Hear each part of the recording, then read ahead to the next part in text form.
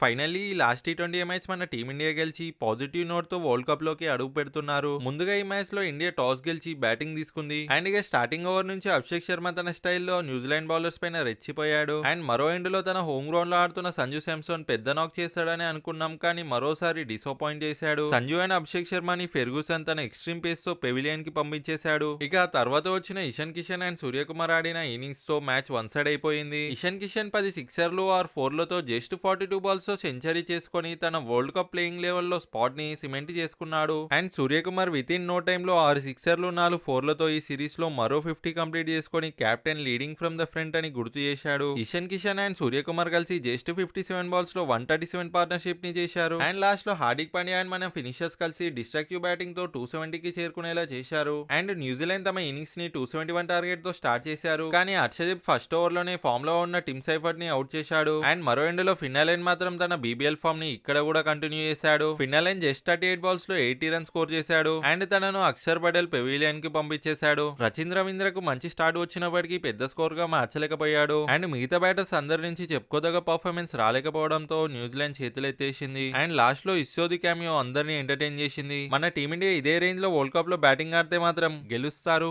పక్కా గెలుస్తారు. కానీ మిగతా టీమ్స్ ని ఎలాంటి తక్కువ చేయడానికి లేదు. So proper plan and preparation తో ముందుకు వెళ్ళాలి. ఈ సిరీస్ లో సంజు పర్ఫార్మెన్స్ తో ఇంప్రెస్ చేయలేడు కాబట్టి తన వరల్డ్ కప్ ప్లేయింగ్ లెవెల్ లో ఉండడం కష్టంగానే కనిపిస్తుంది. హోప్ వార్మప్ మ్యాచ్ లోనైనా తన ఫామ్ ని రాబట్టుకోవాలి. అండ్ మన టీమిండియా ప్లేయర్స్ అందరు కూడా మంచిగా పర్ఫార్మ్ చేయాలని కోరుకుందాం. అండ్ మీకు ఇషాన్ కిషన్ పర్ఫార్మెన్స్ మీకు ఎలా అనిపించిందో కామెంట్ లో చెప్పండి. అండ్ ఈ వీడియోలోని కంటెంట్ నచ్చితే లైక్ చేసి మరింత ఇలాంటి కంటెంట్ కోసం ఛానల్ ని సబ్స్క్రైబ్ చేసుకోండి. And thank you for watching.